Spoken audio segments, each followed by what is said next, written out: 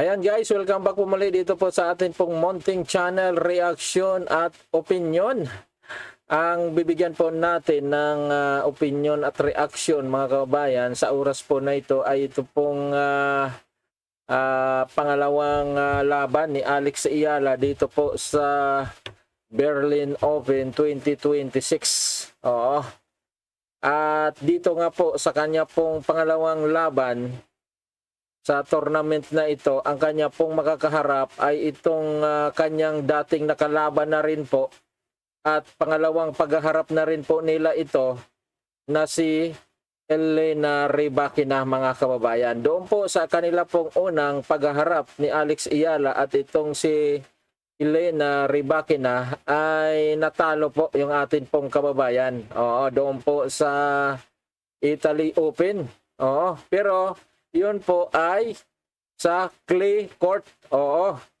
So itong kanila pong tournament ngayon dito po sa Berlin Open 2026 ay grass court na po ito. Oo. So hindi pa po sila nagkaharap sa grass court.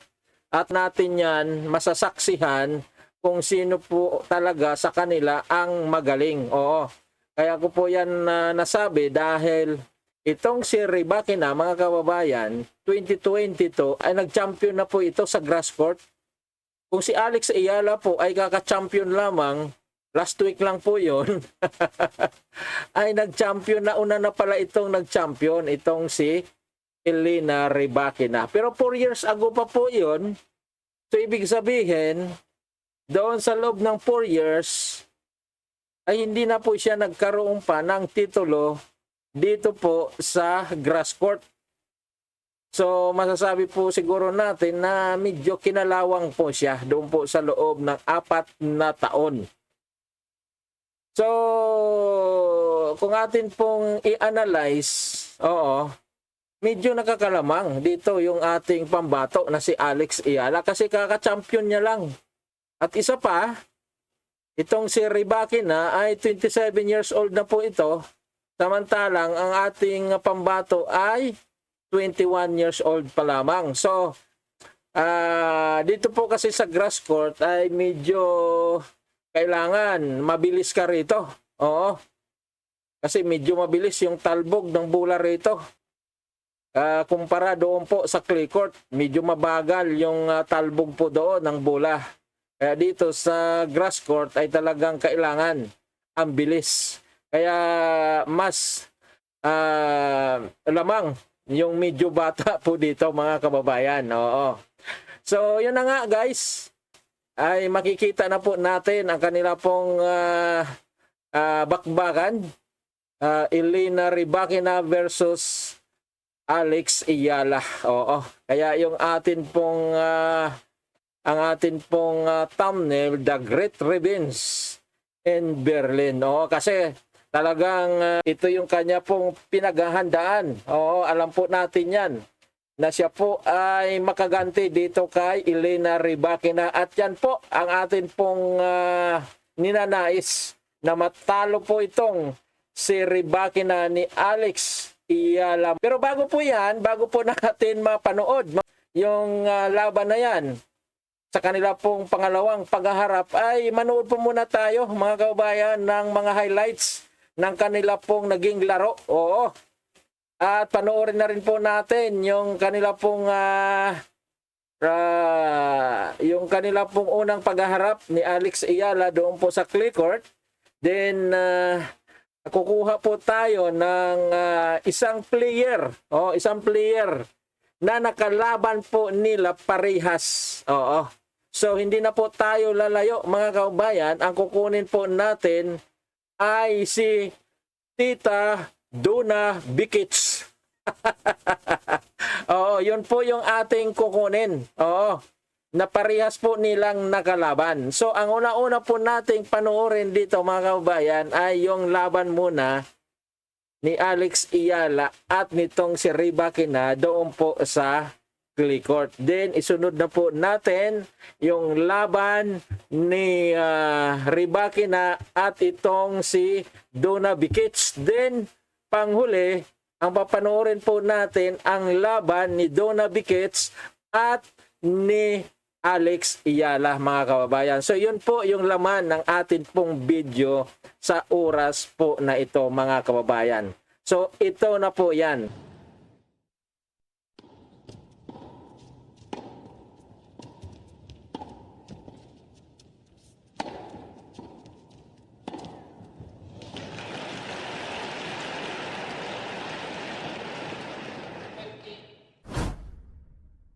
Ayan, no? So, dito nga na tinalo ni Rybakina itong ating pong pambato sa laban po na ito. Pero hindi po gaanong malayo, no? Try mo 5-4, 6-4. Itong dito po sa first set. Oo, so hindi talagang may laban talaga dito si Alex Ayala, mga kababayan. So hindi po siya tinambakan. Oo, lumalaban po talaga siya.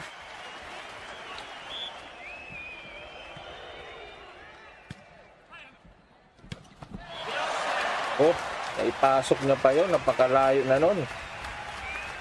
Yun lang, hindi na siya nakatakbo doon.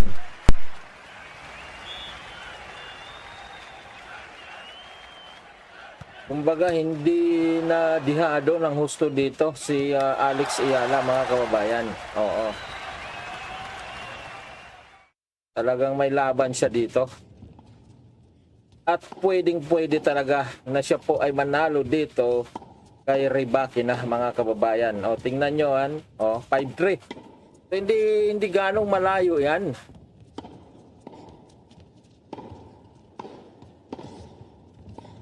So, yan na nga, nanalo na dito si Rybakina sa una nilang paghaharap. So, ngayon, mga kababayan, ito, para lalo po tayong magkaroon ng idea kung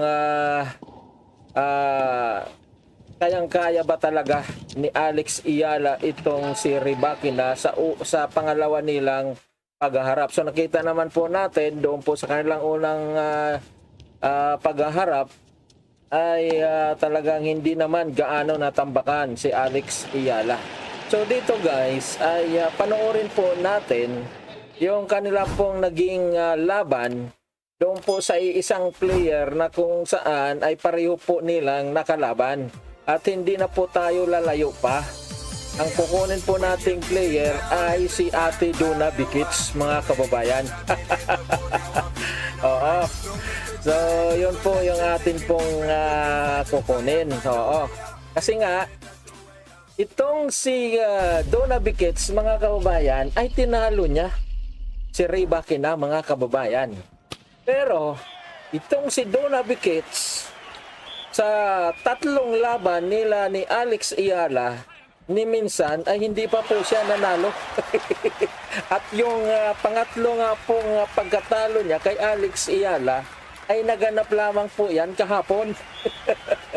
Oo. So ngayon guys ay panoorin po natin kung paano po tinalo ni Donna Bikits itong si Rybakina, mga kababayan. So ito na po yan. Ayan o. So ito po ay panoorin po natin.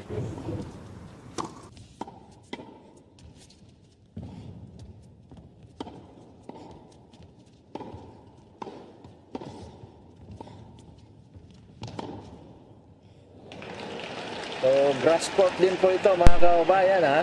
Grass court.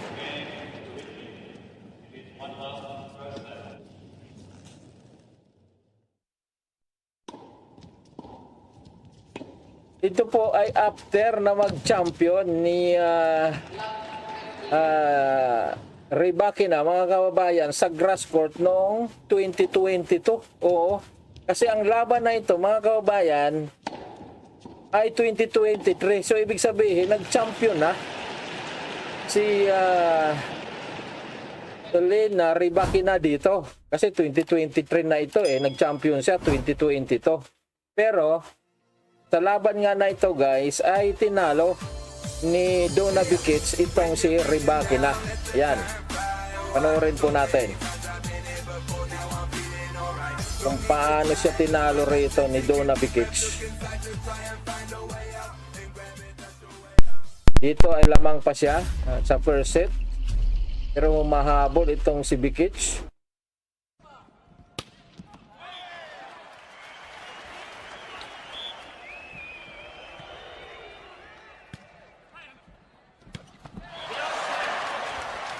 Ayan, 5-5. Uy.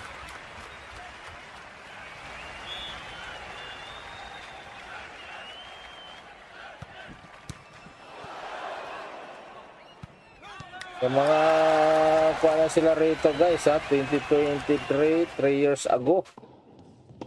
So si Bikic ay 29. Oo, 29 siya ngayon.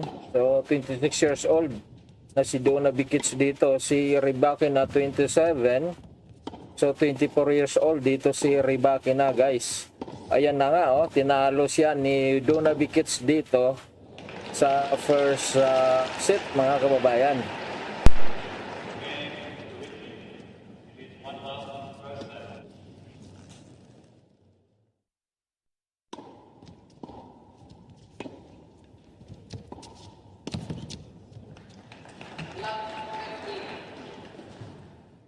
Ayan tingnan nyo yung second set. Ayan. Tutuluyan ng tinalo ni Dona Bikic itong si Rybakina mga kababayan ko. So, ngayon, ayan 6-7. Ay, hindi. Mali pala. Oo, mali. Mayroon palang third set. Pasensya na. Ayan, third set tayo. One set apiece na sila, so magkakaroon sila ng third set. Ito na yan.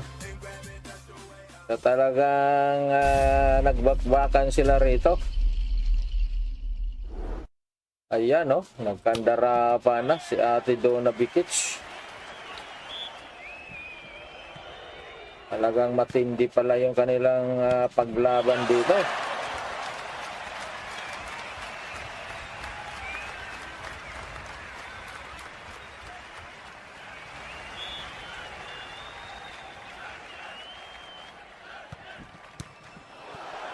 Ayan, nauna na si Dona Bikic dito, 5-3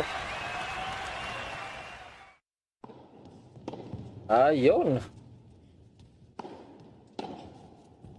Humahabol pa, humahabol.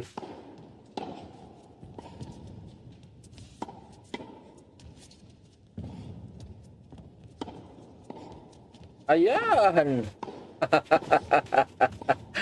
Ayan, tuluyan ng tinalo ni Dona Bikic itong si Rybakina guys. Ayan na.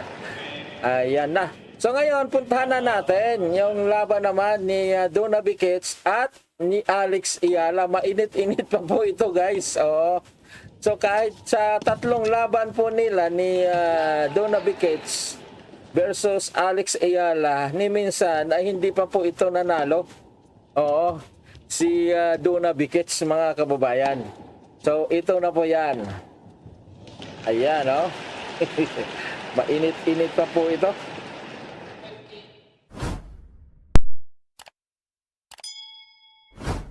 So parehas na grass court yung ating pinanood.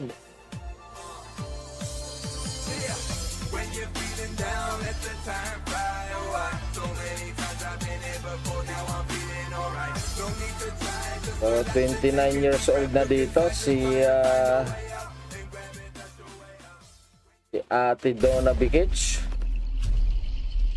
21 years old naman na yung ating pambato.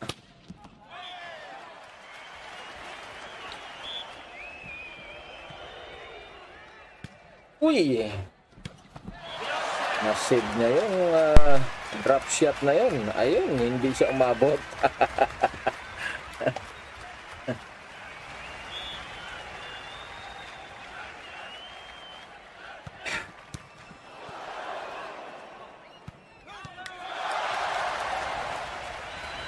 Out.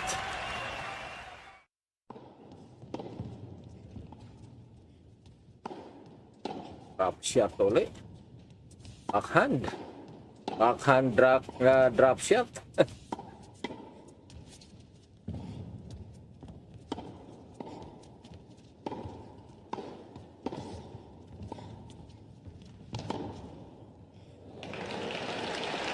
Ayan.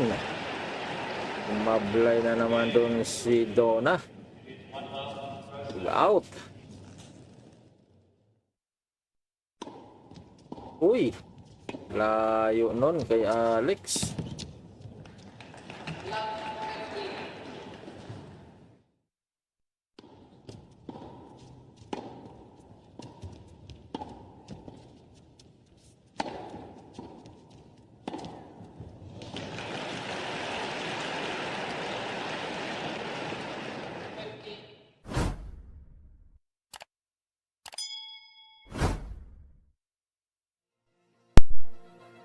Nag-4-4 pa sila dito, yo.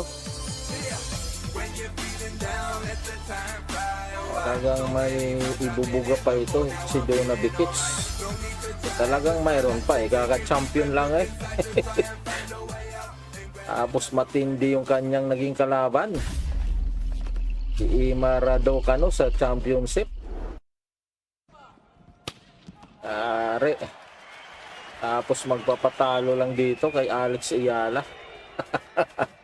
So ibig sabihin talagang magaling si Alex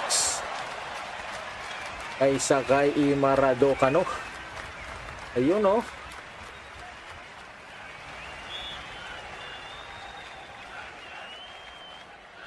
Ace.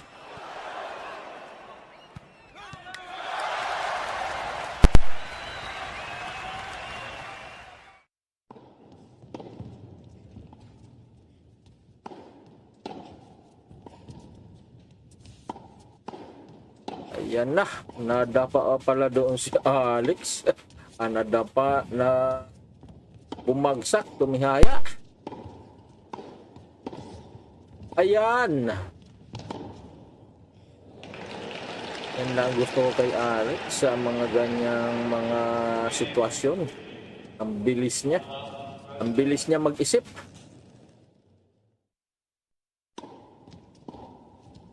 Ayan. 6-5.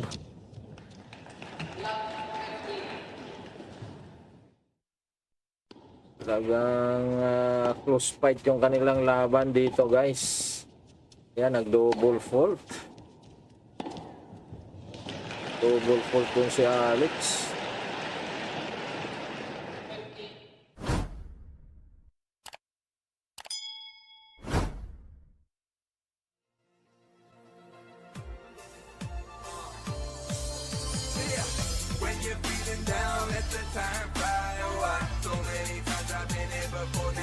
Out. Yan na. Ayan. Nakakuha na nga ni Alex ang first set. 7-5.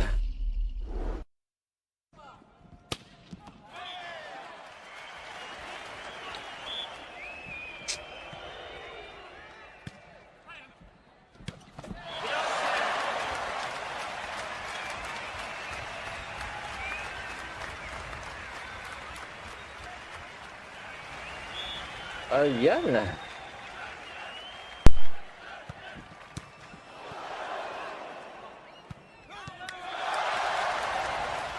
Ito 0. So, tinatambakan na siya dito ni Alex. Out yata yun ah. Hindi in.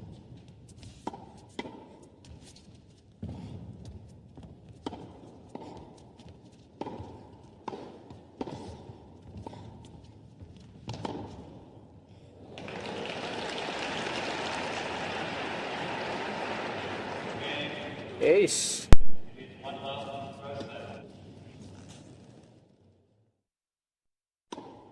Oh, mahabol.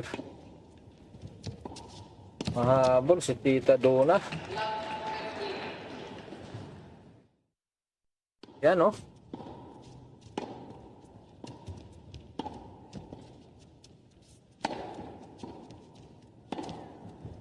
Nakais doon si Alex.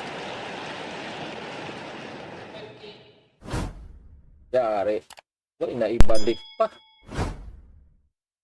Ayan lang. Kumampi yung net kay Alex. 3-1.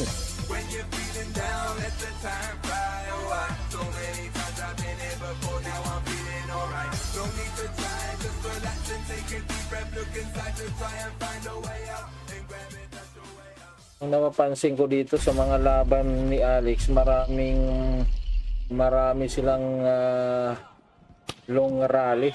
Oh, tol, ayun. O ba pumasok yun?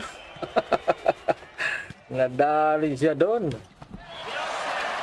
Pumasok pala yun. Ayan, oh. Rito.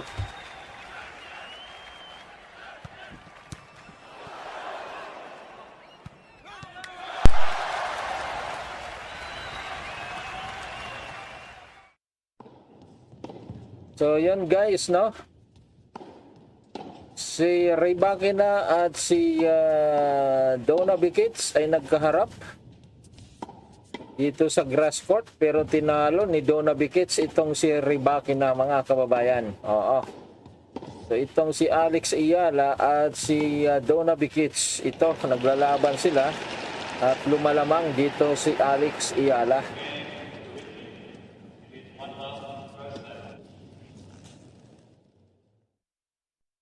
Kung tinalo ni Donna Bikits si Rybakina sa grass court, malamang na malamang tatalunin mamaya ni Alex Ayala itong si Rybakina, mga kababayan. Oo. Kasi matatalo dito itong si Donna Bikits na tumalo kay Rybakina. Oo. Tatalunin ito ni Alex Ayala. Oo. Talagang natalo ito, guys. Oo. At pinapanood na lamang natin, ito ay replay. Ayan, Porto na, oh. Di ba? So, yan lang po yung aking magiging batayan, mga kababayan. Oo, kasi nga ay kailangan kasi meron po tayong makikita. Oo. Si Donna Bikits ay tinalo si Rybakina na makakalaban mamaya ni Alex Ayala. Oo. Dito po sa grass court. Ibig sabihin, dahil talo dito si Donna Bikits kay Alex Ayala, ay matatalo niya itong si Rybakina. Oo.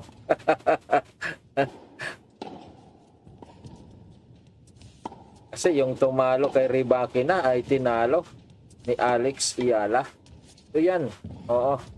Yan po yung aking conclusion, mga kababayan ko. So bahala na po kayo na magbigay ng inyong sariling kumbaga opinion. So, yun po ay aking pong opinion. So, kung kayo po ay may ibang analysis, ay wala naman pong problema. Pero sa akin, yan po yung aking pong pag-a-analyze. Tinalo ni Bikits si Rybakina. Kaya kayang-kaya ding talunin ni Alex Ayala itong si Rybakina, kasi ang tumalo sa kanya ay tinalo ni Alex.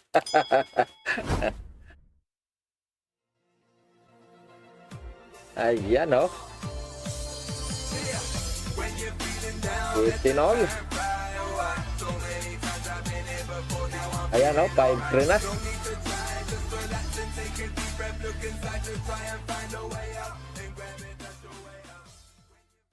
Ayan. Ang layo nun, Lixa.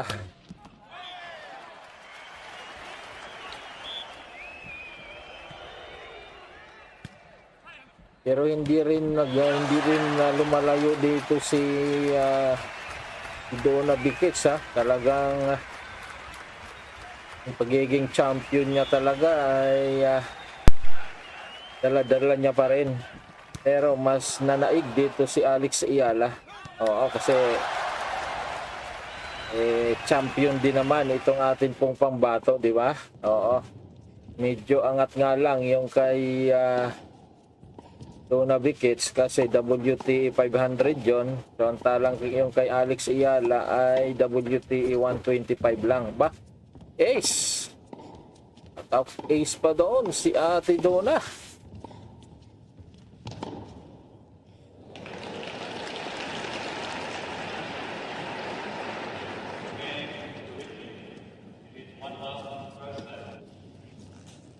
Uy, out. Nag 5-4 pa. Talagang dikit sila.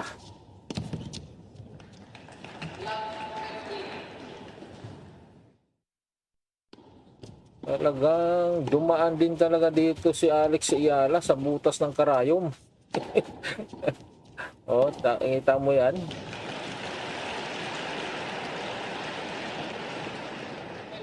So, hindi rin pala easy yung panalo dito ni Alex.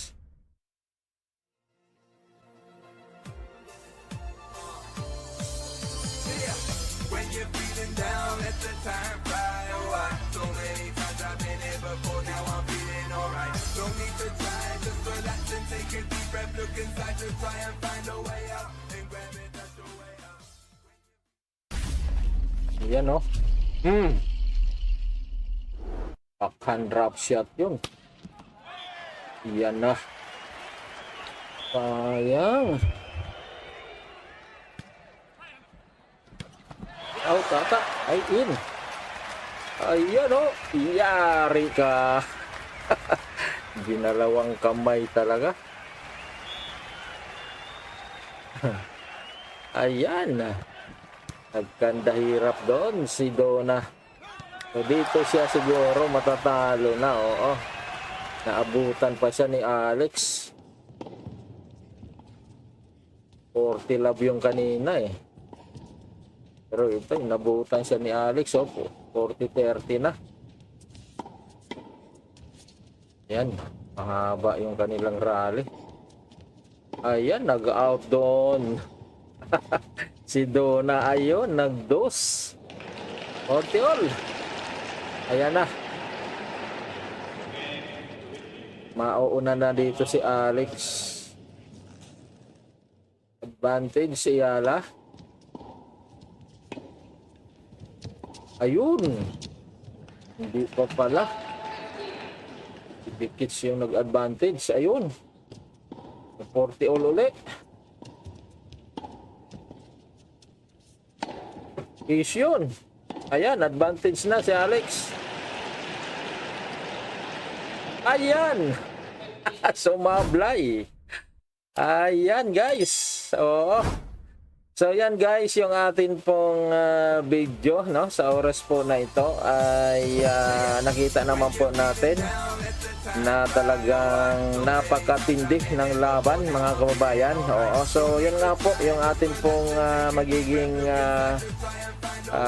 prediction po dito na itong si Alex Iyala ay talagang kayang-kaya niyang talunin mamaya itong si Rybakina mga kababayan, kasi nakita naman po natin ayon po sa atin pong napanood na mga video doon po kay Dona Bikits versus Rybakina na tinalo nga ni Dona Bikits itong si Rybakina. Oo. Pero itong si Dona Bikits ni minsan ay hindi pa po siya nanalo. Oo. Kay Alex Iyala. Oo. So, itong huling video na napanood po natin ay kahapon lamang po yan sa grass court. So, tinalo ni Alex Iyala itong si Dona Bikits na tumalo kay Rybakina. Oo. Kung yung tumalo kay Rybakina ay tinalo ni Alex Iyala ay malamang, nasa malamang 99% na tatalunin ni Alex Iyala itong si Rybakina mamaya mga kababayan. So yan po ang aking pong prediction mga kababayan. Maraming salamat po sa inyo. Like and subscribe and God bless us all sa inyo lahat mga kababayan ko. Salamat po.